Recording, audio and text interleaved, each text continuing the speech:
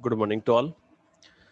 आज हम पढ़ेंगे भारत में कृषि कृषि की क्या विशेषताएं हैं, कौन कौन सी समस्या हैं, कौन कौन सी एग्रीकल्चर के टाइप्स होते हैं और मुख्य रूप से जो 4-5 फसलें हैं उनके बारे में हम डिस्कस करेंगे। स्टार्ट करते हैं। सबसे पहले हम स्टार्ट करते हैं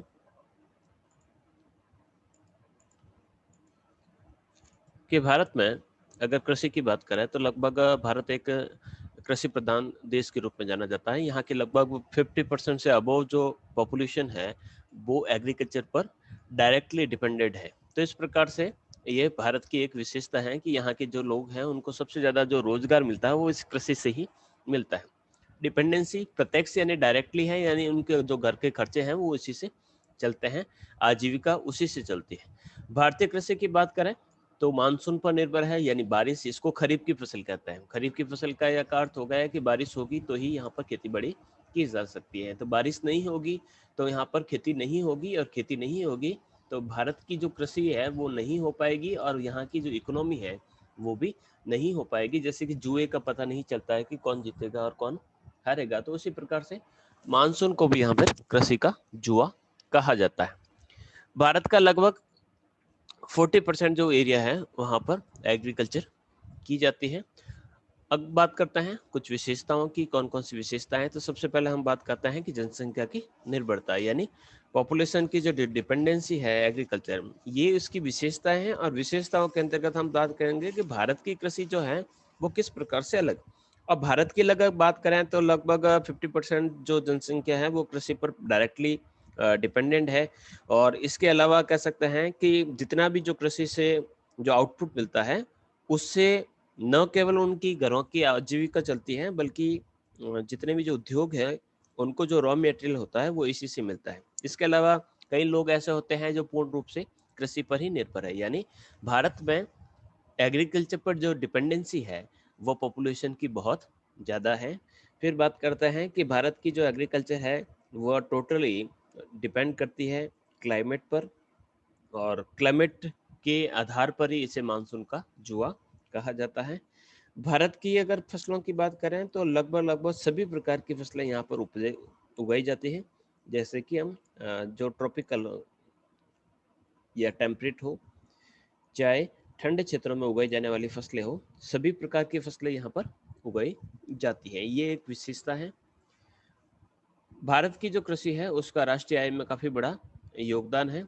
अगर बात करें तो धीरे धीरे कह सकते हैं कि हमारी जो इकोनॉमी है उस इकोनॉमी के अंतर्गत भारत का जो इकोनॉमी है उसके अंदर कृषि का योगदान काफ़ी अधिक है। इसके अलावा जो इंडस्ट्रियल डेवलपमेंट है, यानी रोल इन इंडस्ट्रियल डेवलपमेंट की बात करें तो भारत में जितने भी जो उद्योग है उसमें मोस्ट ऑफ जो इंडस्ट्रीज है वह एग्रीकल्चर से जो रॉ मटेरियल मिलता है उस पर डिपेंडेंट करती है। जैसे कि अगर शुगर इंडस्ट्री की बात करें, जूट इंडस्ट्री की बात करें, कॉटन एंड टेक्सटाइल इंडस्ट्री की बात करें, या जितने भी जो फलों से निर्भर जितने भी जो उद्योग है वो सारे के सारे इसी से रिलेटेड है। इसके अलावा जितने भी जो छोटे छोटे से उद्योग हैं, कुटीर उद्योग जिसे कहा जाता है, जो घर में चलाए जाते हैं, वो भी एग्रीकल्चर के रॉ मटेरियल को यूज करते हैं। विदेशी व्यापार में काफ़ी बड़ा योगदान है। भारत की जो एग्रीकल्चर है उसकी एग्रीकल्चर से जो आउटपुट मिलता है उसको हम एक्सपोर्ट करते हैं, तो फॉरेन ट्रेड जो है उसको बढ़ाने में इसकी योगदान है। फिर अब बात करते हैं खाद्यान्नों की प्रधानता, यानी भारत के अंदर जितनी भी जो फसलें बोई जाती है उसमें मोस्ट ऑफ जो होती है वो फूड ग्रेन्स होती है। तो क्योंकि हम यहाँ पर उस फसलों को उगाने के पीछे हमारी आवश्यकताएं हैं, हमारे परिवार का पालन पोषण है, तो फूड ग्रेड का जो परसेंटेज है वो बहुत ज़्यादा है। यानी 75% पर तो हम फूड ग्रेन्स लगाते हैं और 25% जो रहता है उस पर हम कमर्शियल क्रॉप लगाते हैं। फिर कृषि उत्पादन में वृद्धि, यानी जैसे जैसे हम देख रहे हैं तो स्वतंत्रता की जो प्राप्ति के बाद की बात करें तो एग्रीकल्चर पर हमारा जो प्रोडक्शन है वो धीरे धीरे काफ़ी इंक्रीज हो रहा है। नेक्स्ट है कृषि योग्य भूमि का प्रतिशत। कृषि योग्य भूमि का प्रतिशत का अर्थ हो गया कि भारत के अंतर्गत जितने भी जो एग्रीकल्चर लैंड है वह विश्व की सबसे जो अन्य देश है उससे काफ़ी ज़्यादा यहाँ पर एग्रीकल्चर लैंड देखने को मिलता है। तो ये भी एक विशेषता है जो यहाँ पर देखने को मिलती है। जैसे कि अगर बात करें कि रशिया के अंतर्गत लगभग 11% है, अमेरिका के अंतर्गत 16% है, कनाडा में आपके 4 to 5% है, जापान में 15% है, चाइना के अंदर 11 टू 12% है। तो उसी प्रकार से यहाँ पर भारत की बात करें तो यहाँ पर लगभग 40% जो एरिया है वहाँ पर एग्रीकल्चर की जाती है। तो ये एक इसकी विशेषता के रूप में जानी जाती है। फिर बात करें सिंचित भूमि, तो सबसे ज़्यादा जो इरिगेटेड लैंड जो है वो भारत का माना जाता है। अगर चाइना की बात करें या किसी दूसरे देशों की बात करें तो सबसे पहले अगर बात करें तो चाइना है। चाइना सबसे बड़ा इरिगेटेड लैंड है। उसके बाद सेकंड पोजीशन पे है हमारा इंडिया, जहाँ पर इरिगेशन के माध्यम से खेती बाड़ी की जाती है। यहाँ पर खरीफ, रबी, खरीफ और जायद ये 3 फसलें यहाँ पर बोई जाती हैं, यानी साल भर में 2 से 3 फसलें ली जाती हैं। तो ये एक विशेषता है। और खरीफ, रबी और जायद क्या है ये नेक्स्ट स्लाइड में देखेंगे। नेक्स्ट बात करते हैं पर प्रति व्यक्ति जो कृषि योग्य भूमि का औसत है, यानी प्रति व्यक्ति कृषि योग्य भूमि का अर्थ हो गया है कि भारत के पास टोटल जो लैंड है उस टोटल लैंड में से कितना जो एरिया है वहाँ पर एग्रीकल्चर किया जाता है। और एग्रीकल्चर जितनी एरिया पर किया जाता है वो कहलाता है कल्टिवेटेड लैंड। अब उस कल्टिवेटेड लैंड जो है उस पर हम पॉपुलेशन को उसमें से उसका भाग दें तो हमें पर जो पर्सन है तो वो उसके लिए कितना एरिया आएगा, तो वो काफ़ी कम है। जैसे कि ऑस्ट्रेलिया की बात करें तो ये लगभग 4% है, कनाडा में 2 से 3% है, अर्जेंटीना में 1.25% है। और भारत की बात करें तो बिलो 1% ही देखने को मिलेगा, या फिर हम देख सकते हैं बिलो तो क्या हम कहेंगे बिलो 0.25 से भी बिलो देखने को मिलेगा। तो ये काफ़ी कम देखने को मिलेगा। ये इसकी विशेषता है। इसके अलावा यहाँ पर जो खेती बाड़ी की जाती है ये काफ़ी पुराने ढंगों से की जाती है। आज भी हम बैलगाड़ियों के माध्यम से या जो लकड़ी के हल है उसके माध्यम से हम खेतों के अंदर जुताई करते हैं और पुराने तरीके से गोबर के खाद वगैरह का प्रयोग करते हैं। इसके अलावा जो भारत की जो एग्रीकल्चर की विशेषता की बात करें तो यहाँ पर चारे की फसलें बहुत कम उगाई जाती हैं। तो चारे की फसलें कम उगाई जाती हैं इसका अर्थ ये हो गया कि यहाँ पर हम एग्रीकल्चर के साथ साथ लाइफ स्टॉक यानी पशुपालन का कार्य नहीं करते। तो पशुपालन का कार्य नहीं करते हैं तो इसका क्या होता है कि जो कृषक है उस कृषक को नुकसान देखना पड़ता है। एग्रीकल्चर से कई कई बार फसलें नहीं हो पाती हैं तो कई समस्या देखने को मिलती है। तो ये कुछ विशेषताएं थी।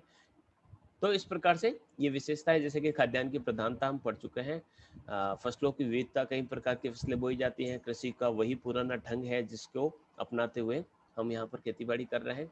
इसके अलावा और कौन कौन सी विशेषताएं हैं, तो यहाँ पर कृषि जो है मानसून जो के आधार पर है। मानसून की अनिश्चितता होती है इसलिए इसको कृषि को मानसून का जुआ कहते हैं। हमारे देश में कह सकते हैं कि वर्ष भर जो है जो जलवायु एक प्रकार की नहीं रहती है। छोटे छोटे से खेत हैं, इसके कारण बढ़िया लाभ नहीं मिल पाता है। तो ये कुछ विशेषता है। इसके अलावा उत्पादन पर हेक्टेयर जो एग्रीकल्चर का प्रोडक्शन है वो काफ़ी कम देखने को मिलता है।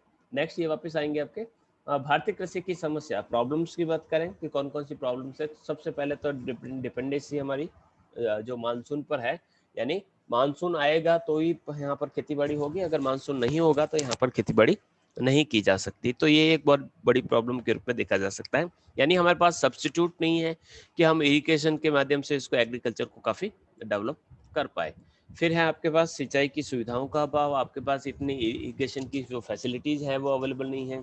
जैसे कि यहाँ पर आपके कैनाल के प्रोजेक्ट नहीं है, कुछ जो हाइड्रो प्रोजेक्ट्स हैं वो यहाँ पर कम है।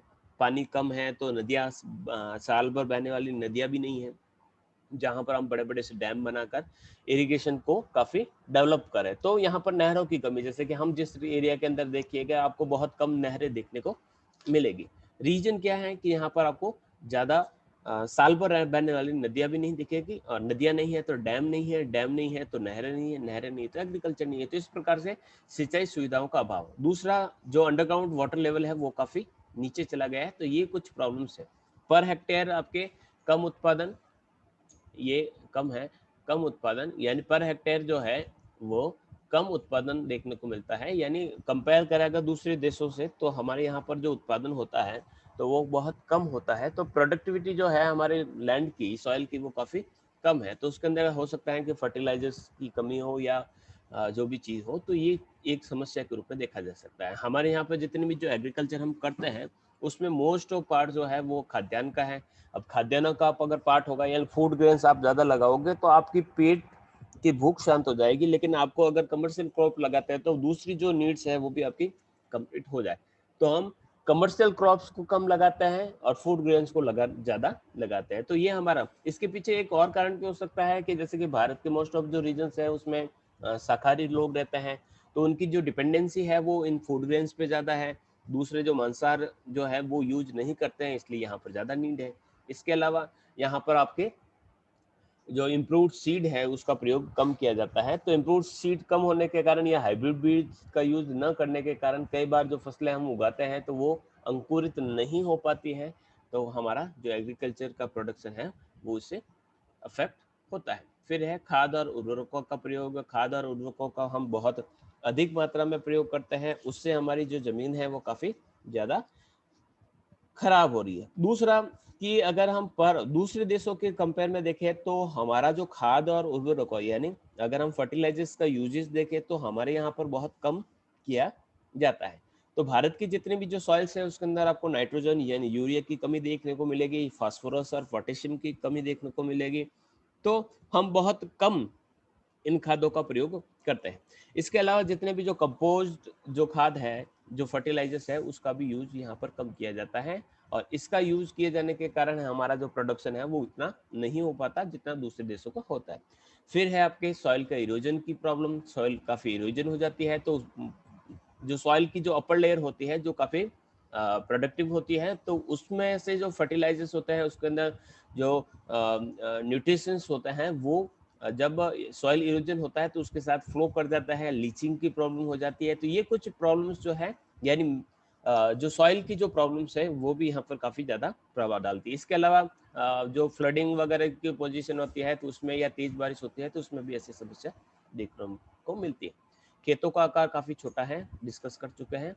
कई प्रकार के रोग और कीड़ों से हमारी रक्षा करना हमारे प्रॉब्लम हो जाता है, जैसे कि अभी लॉकस्ट का अटैक होगा, टिड्डियों का जो दल है वो अभी कुछ दिनों में आपको आसमान में दिखाई देगा। तो इस प्रकार की जो प्रॉब्लम्स आती है तो उस प्रॉब्लम्स का कोई सलूशन नहीं है हमारे सामने। तो जो हम एग्रीकल्चर लैंड को डेवलप करते हैं, लॉकस्ट आएंगे यानी जो टिड्डी आएगी वो हमारी फसलों को खा जाएगी, तो ऐसी स्थिति में हम उनकी सुरक्षा नहीं कर पाएंगे। और कई प्रकार के रोग हैं, अगर इनको दूर करना चाहेंगे तो हमें पेस्टिसाइड्स यूज करने पड़ेंगे। पेस्टिसाइड यूज करेंगे तो एक तरफ तो महंगे, और दूसरी कह सकते हैं कि अगर इनका यूज करेंगे तो हमारी जो हेल्थ है उसके कुछ इश्यूज वहां पर क्रिएट हो सकते हैं। इसके अलावा भारतीय किसान का रूढ़िवादी होना।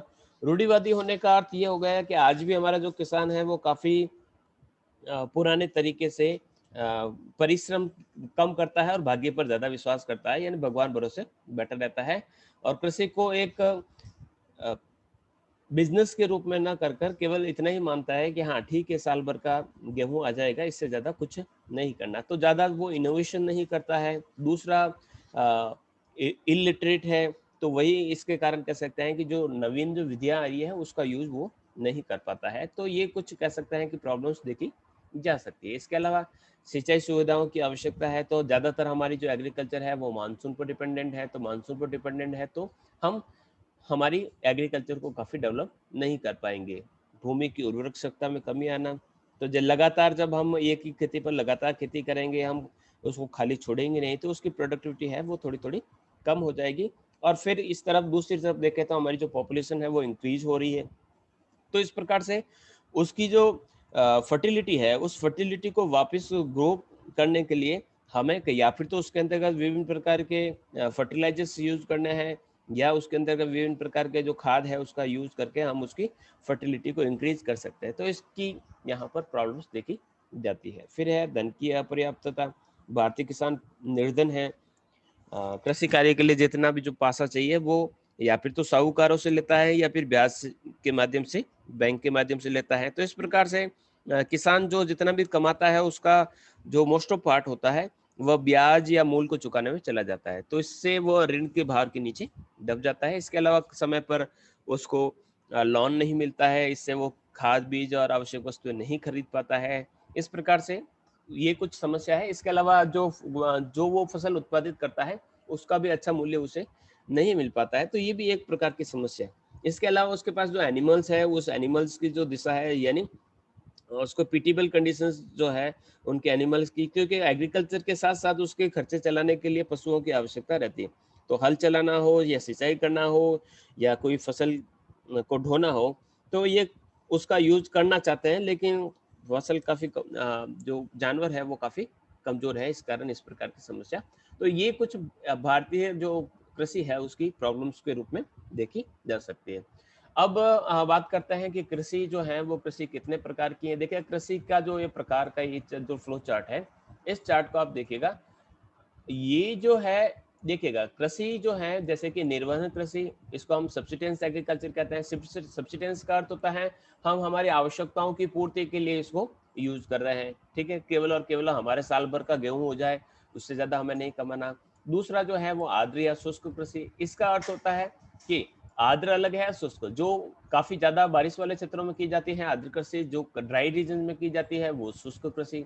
इसके बाद गहन और विस्तीर्ण कृषि, गहन कृषि को हम इंटेंसिव एग्रीकल्चर कह सकते हैं। इसका अर्थ ये हो गया कि हम कम से कम जमीन में ज्यादा से ज्यादा उत्पादन लेने की कोशिश करते हैं। इसके अलावा हम प्लांटेशन कर सकते हैं, और इसके अलावा आपके जो ऑर्गेनिक एग्रीकल्चर के रूप में देखा जाता है। अब आदिम निर्वहन कृषि यानी काफी लंबी समय से या पुराने समय में जो सब्सिस्टेंस एग्रीकल्चर की जाती थी, तो एक तो शिफ्टिंग एग्रीकल्चर के रूप में की जाती थी, shifting agriculture, slash and burn agriculture, और दूसरा तो था वो परमानेंट उसी स्थान पर बैठकर कृषि की जाती है। तो ये काफी पुराने तरीके से। अब नए तरीके से जो कृषि की जाती है गहन निर्वहन, या कम से कम जमीन पर ज्यादा से ज्यादा हम प्रोडक्शन लेने की कोशिश करते हैं। तो एक तो जहां पर चावल बोया जाता है जैसे म्यांमार, थाईलैंड और चाइना की बात करें, और एक दूसरा क्षेत्र है गेहूं प्रधान, जैसे कि भारत में हमने गेहूं प्रधान है, यूएसए में गेहूं प्रधान कृषि है। तो ये कम से कम जमीन पर ज्यादा से ज्यादा एग्रीकल्चर की जाती है, और ये ज्यादा से ज्यादा जमीन पर आपके एग्रीकल्चर। तो ये काफी ज्यादा बड़ा कॉन्सेप्ट है, तो इस पर मैं टाइम न लगाते हुए आगे बढ़ूंगा। फिर इसके बाद यहाँ पर देखिएगा विस्तीर्ण कृषि जो है काफी ज्यादा कमर्शियल एग्रीकल्चर का ये रूप है। तो कम जमीन पर ज्यादा किया जाता है तो उसे गहन कृषि कहा जाता है। और विस्तीर्ण का अर्थ होता है कि बहुत बड़े बड़े क्षेत्रों में इस प्रकार की कृषि की जाती है।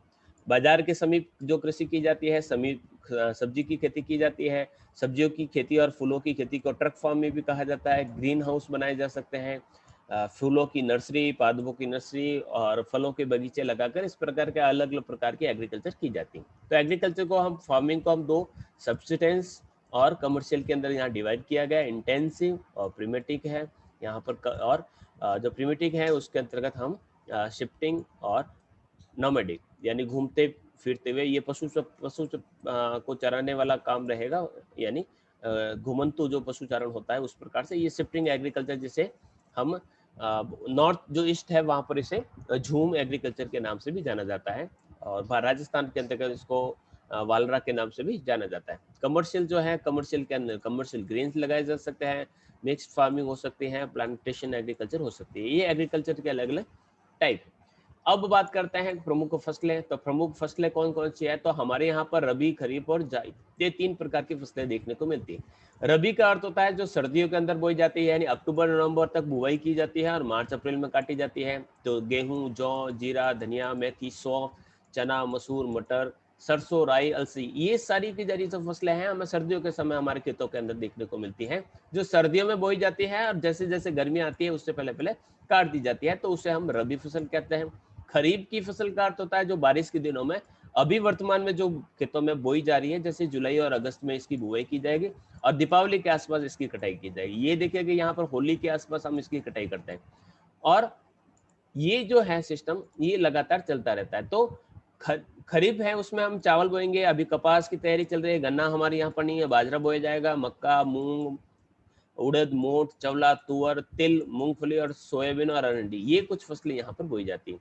जायद की बात करें तो इन दोनों के बीच का जो गैप होता है, इस दोनों के बीच में रबी और खरीफ के बीच का जो गैप वाला जो क्षेत्र होता है उस समय ये बोया जाता है, और इसके अंतर्गत मार्च और अप्रैल में इसकी बुआई की जाती है और मई जून में कटाई की जाती है। इसके अलावा यहाँ पर भी जहाँ पर भी इसके अंदर हम सब्जियों की जो फसलें हैं या फिर तरबूज और ककड़ी जैसी फसलें हैं वो बोने का काम करते हैं।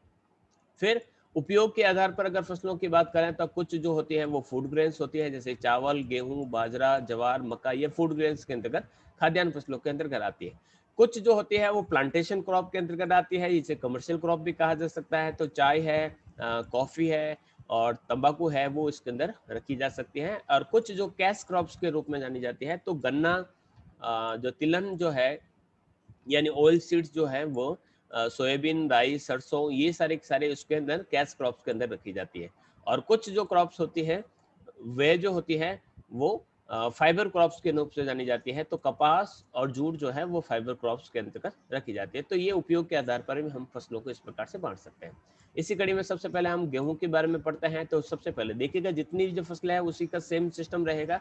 सबसे तो उसके लिए जियोग्राफिकल कंडीशंस क्या है, जियोग्राफिकल कंडीशन के अंतर्गत हम टेम्परेचर और रेनफॉल और जो सॉइल है उसके बारे में देखते हैं। तो ये शीतोष्ण कटिबंधीय रबी की यानी टेम्परेट जोन की जो फसल है और रबी के अंदर की फसल है यानी सर्दियों के अंदर बोई जाती है।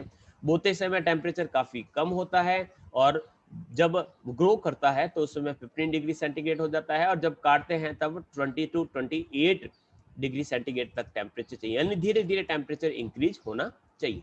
बारिश जो है 50 to 75 सेंटीमीटर जो है वो काफी अच्छी रहती है। बारिश कम है तो आप उसे इरिगेशन के माध्यम से उसे पानी दे सकते हैं।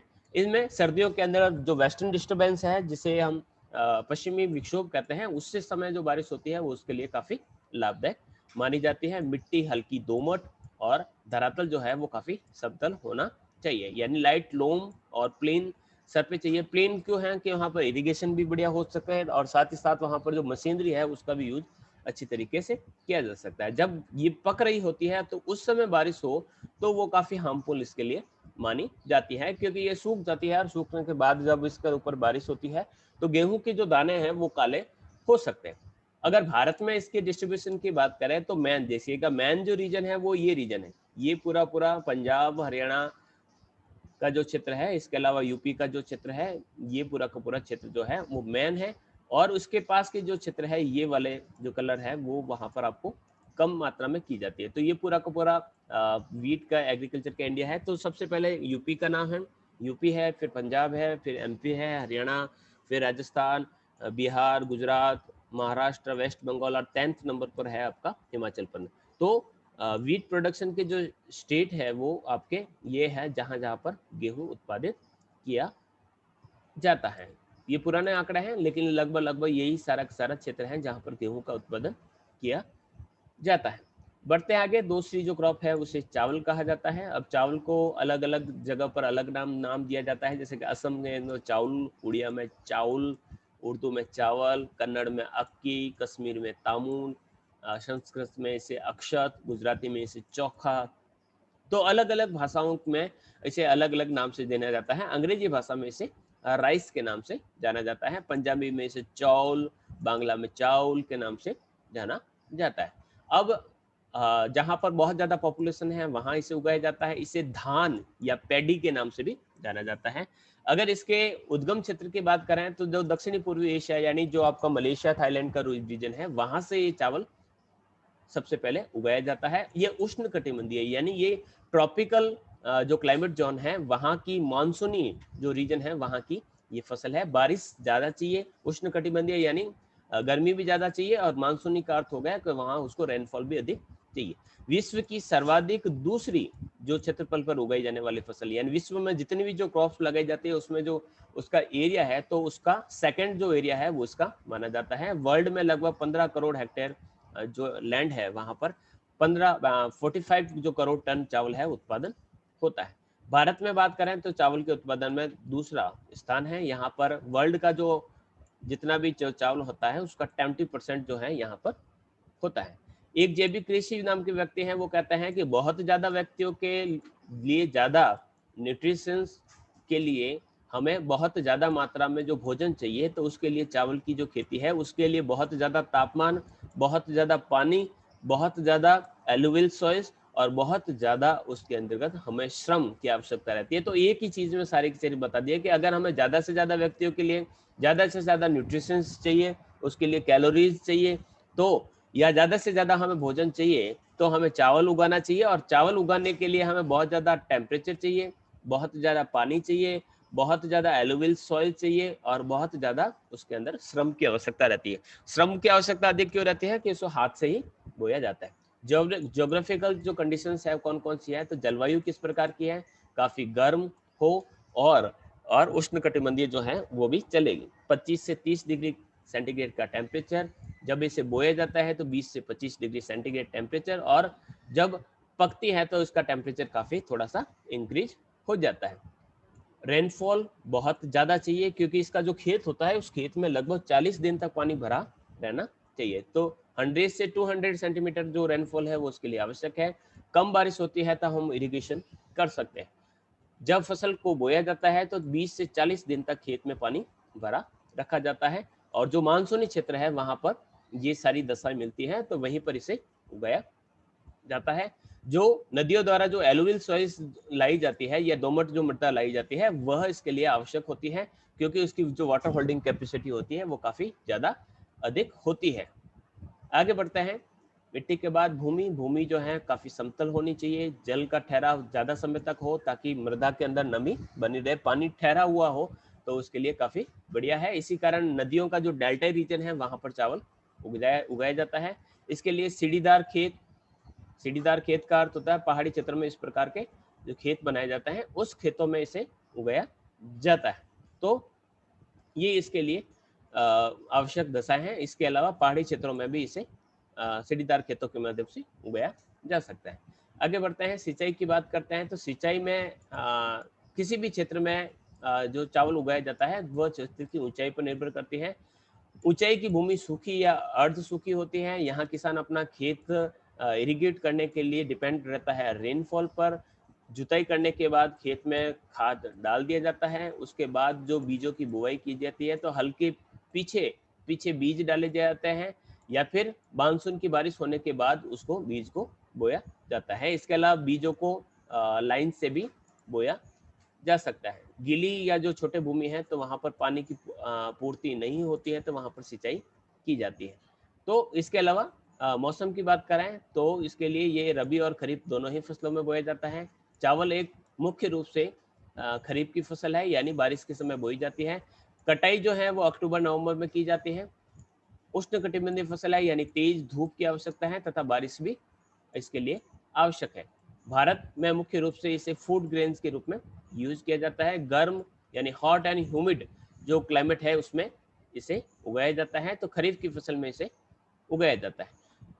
देश में भारत की बात करें तो लगभग 47 जो परसेंट जो एरिया है वहां पर ये उगाई जाती है। विश्व की बात करें तो भारत में जो क्षेत्रफल है वो लगभग 28% है, और अगर प्रोडक्शन की बात करें तो चाइना के बाद ये सेकंड पोजीशन पे है। वर्ल्ड का जितना भी जो चावल होता है उसका लगभग 21% जो चावल है वो इंडिया के अंदर होता है। कैसे बोया जाता है? तो या फिर तो बीजों को छिड़क लिया जाता है, तो खेत में बीजों को बिखेर दिया जाता है, या फिर हल के माध्यम से पीछे लगे पाइप में एक एक करके बीज डाला जाता है, या फिर उसकी एक नर्सरी तैयार की जाती है, और नर्सरी तैयार करने के बाद एक एक करके उस हर पौधे को बोया जाता है। चावल के जो क्षेत्र है भारत के अंदर देखिएगा, जो ग्रीन डार्क ग्रीन है वो प्रमुख क्षेत्र है। तो आप देखिएगा जहां पर नदियों के जो क्षेत्र हैं, क्योंकि डेल्टाई जो क्षेत्र है वो डेल्टाई क्षेत्र यानी नदियों का जहां पर डेल्टा बनता है, चाहे वह गंगा और ब्रह्मपुत्र का हो, चाहे कृष्णा गोदावरी का हो, तो आप तमिलनाडु, आंध्र प्रदेश, वेस्ट बंगाल, यूपी और ये आपके जो हिमालय के नीचे वाले क्षेत्र हैं वहां पर, तो डेल्टाई रीजन जितना भी है उन सभी जगह पर ये बोया जाता है। इसके अलावा चावल जो बोया जाता है वो आपके हिमालय के से जो नीचे वाले जो क्षेत्र है, यानी मेन जो सॉइल है वो है आपकी एलुवियल सॉइल्स, और एलुवियल सॉइल जहाँ जहाँ पर है उसे यहाँ पर बोया जाता है। नेक्स्ट है शुगर कैन, गन्ना कहा जाता है। तो गन्ना में से चीनी तैयार की जाती है, शुगर तैयार की जाती है। मनुष्य के भोजन का एक प्रमुख पदार्थ है, हम सभी जानते हैं। गन्ने की बात करें तो ये भी आपके जो मानसूनी जो एशिया है वहां से ये पौधा लाया गया था। 2-3 मीटर यानी लगभग ये 12-13 फीट ऊंचा तना होता है।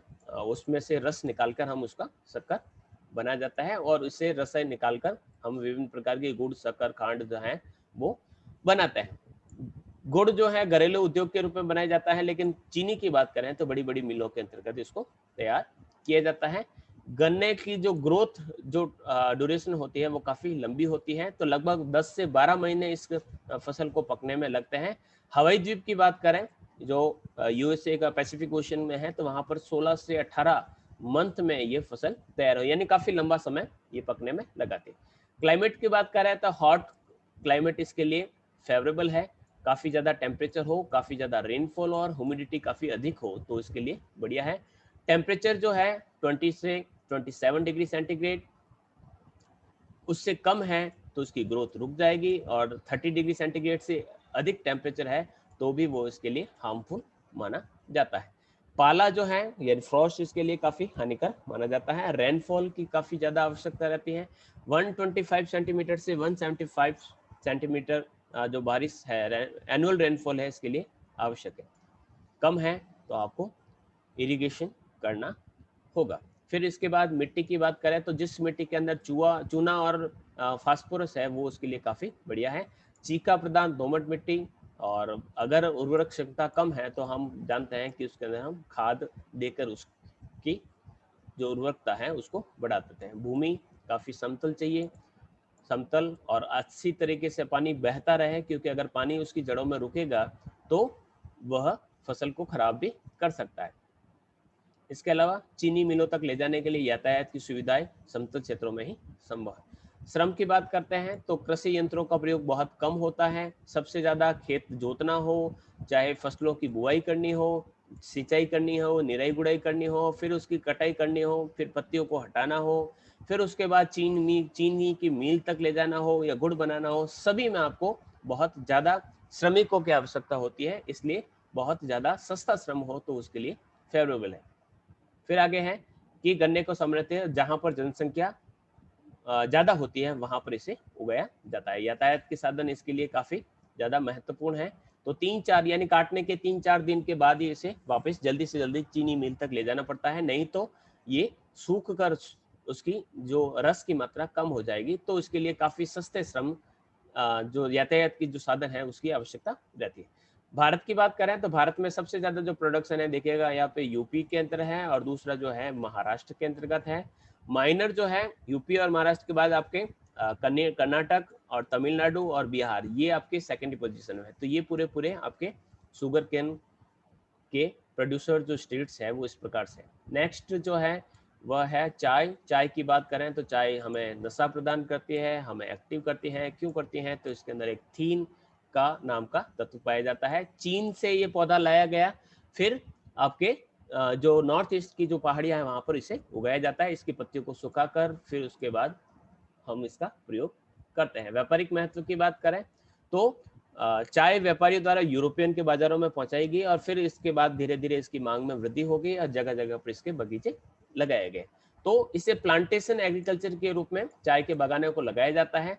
पहले पौध में चाय की नर्सरी तैयार की जाती है, और जब पौधा काफी लंबा हो जाता है, 20 सेंटीमीटर का हो जाता है, तो पहाड़ के ढालों पर इसे वापस प्लांट किया जाता है, और 1.5 मीटर यानी 6 फीट की दूरी पर इसे लगाया जाता है। पौधा जो है वो काफी बड़ा यानी लगभग 12 फीट लंबा हो सकता है, लेकिन बराबर इसकी प्रूनिंग की जाती है, कटाई छटाई के माध्यम से इसकी जो ग्रोथ है उसको बढ़ने नहीं दिया जाता है, ताकि पत्तियां आसानी से तोड़ दी जाए।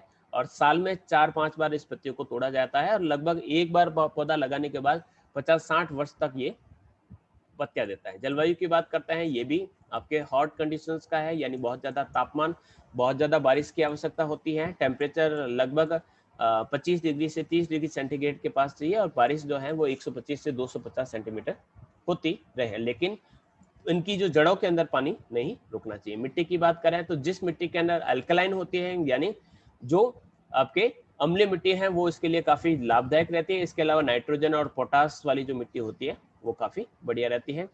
पानी नहीं रुकना चाहिए जड़ों में, ताकि उसकी जड़ें गल न पाए। तो पहाड़ों की ढालों पर इसी लगाया जाता है। श्रम की बहुत ज्यादा आवश्यकता रहती है, चाहे पत्तियों को तोड़ना हो, चाहे उसको सुखाना हो, फिर उसको बाद उस पर बेलन घुमाकर उसको वापस छोटे छोटे टुकड़ों में बांटना हो, तो वहां पर आपको इसकी श्रम की आवश्यकता, और श्रम वो भी सस्ते और कुशल। कुशल श्रमिकों के अंतर्गत मुख्य रूप से यहाँ पर श्रमिकों में भी महिला श्रमिकों का यूज किया जाता है, ताकि उनके हाथ कोमल होने के कारण वो ज्यादा से ज्यादा पत्तियां तोड़ लाए। फिर उसके बाद पूंजी की आवश्यकता, बिना पूंजी के इतने बड़े बड़े बागानों को लगाना संभव नहीं है, तो छोटे छोटे किसान इस खेती को नहीं कर पाते। चाय के क्षेत्रों की बात करें तो ये धर्मशाला, कांगड़ा, मंडी, देहरादून, कौसानी, नेपाल के पास दार्जिलिंग, पुरुलिया, तराई क्षेत्र में असम, द्वार, ये जो क्षेत्र है। इसके अलावा नॉर्थ के अलावा साउथ के अंतर्गत नीलगिरी की पहाड़ियों में कोयम्बतूर, कोचीन, पलियम कोटाई, ये प्रमुख प्रमुख जो क्षेत्र हैं जहाँ पर चाय उगाया जाता है। सबसे ज्यादा जो प्रोडक्शन है, जो सबसे ज्यादा यहाँ पर गेन देखने को मिलता है, आसाम में सबसे ज्यादा होता है, उसके बाद है आपका वेस्ट बंगाल, वेस्ट बंगाल के बाद है तमिलनाडु, तमिलनाडु के बाद है केरला, और केरला के बाद है कर्नाटक। ये प्रमुख क्षेत्र हैं जहां पर चाय उगाई जाती है। नेक्स्ट है आपकी कपास। कपास की बात करें तो ये आपके फाइबर क्रॉप्स के रूप में जानी जाती है, रुई प्राप्त होती है, बीज जो होते हैं उसको बिनोला कहते हैं, और इससे भी आपके कपास का तेल निकाला जाता है, और तेल का जो प्रयोग होता है पशुओं को देने में और साबुन बनाने में यूज किया जाता है। तो रुई के जो धागे हैं और मोटे वस्त्र बनाए जाते हैं, और उपयोग जो है लगभग लगभग सभी जलवायु के क्षेत्रों में किया जाता है, लेकिन जो गर्म क्षेत्र है वहां पर इसके सूती वस्त्रों का महत्व काफी अधिक है। उसके बाद ये इसका महत्व हो गया। फिर हम बात करते हैं इसकी ज्योग्राफिकल कंडीशंस कौन कौन सी है। तो आगे बढ़ते हैं। कपास की किस्मों की बात करें तो 3 किस्में होती है। एक तो लॉन्ग स्टेपल होती है, एक मीडियम स्टेपल होती है, और एक होती है छोटे। जो काफी बड़े होते हैं तो वो आपके संयुक्त राज्य अमेरिका, सॉरी, ये आपके समुद्र द्वीपीय कपास के राप में संयुक्त राज्य अमेरिका और फिजी द्वीप जो है वहां पर देखने को मिलती है। मिस्र जो है वहां पर सबसे लंबी कपास देखने को मिलती है, लगभग 40 mm से लगाकर 60 mm तक ये लंबी होती है। मध्यम जो होती है वह 20 से 40 mm तक होती है। ये आपके लैटिन अमेरिका, मिस्र, रूस के क्षेत्रों में उगाई जाती हैं। छोटे शॉर्ट स्टेपल की बात करें तो ये घटिया किस्म की कपास माना जाता है। भारत में भी इसी प्रकार के कपास को उगाया जाता है, तो इसे भारतीय कपास भी कहा जाता है। इसके अलावा भारत के अलावा पाकिस्तान, बांग्लादेश, चीन में भी इसी प्रकार की कपास उगाई जाती है। ज्योग्राफिकल कंडीशन की बात करें तो टेम्परेचर काफी अधिक चाहिए। बोते समय टेम्परेचर 20 डिग्री और पकते समय 25 से 30 डिग्री। काफी तेज धूप, स्वच्छ आकाश चाहिए, पाला नहीं पड़ना चाहिए। लगभग 200 से 210 दिन तक अगर पाला नहीं गिरे तो इसके लिए काफी फेवरेबल रहता है। इसके अलावा बारिश भी इसके लिए काफी बढ़िया मानी जाती है। बारिश कम हो तो सिंचाई की जाती है, अगर बहुत ज्यादा हो तो इसकी जो बोड़ियां हैं वो सड़ जाती हैं, या फिर कपास का जो रंग है वो पीला पड़ जाता है। तो ये कुछ विशेषताएं। मिट्टी जो है काली मिट्टी इसके लिए बढ़िया है। भूमि समतल होनी चाहिए, और श्रम बहुत ज्यादा की इसके लिए आवश्यकता होती है। ये प्रमुख क्षेत्र हैं कपास के जहां पर कपास उत्पादित किया जाता है। महाराष्ट्र पहले नंबर पर है, दूसरे पर मध्य प्रदेश, तीसरे पर कर्नाटक, चौथे पर गुजरात, और 5वें नंबर पर आपके राजस्थान है।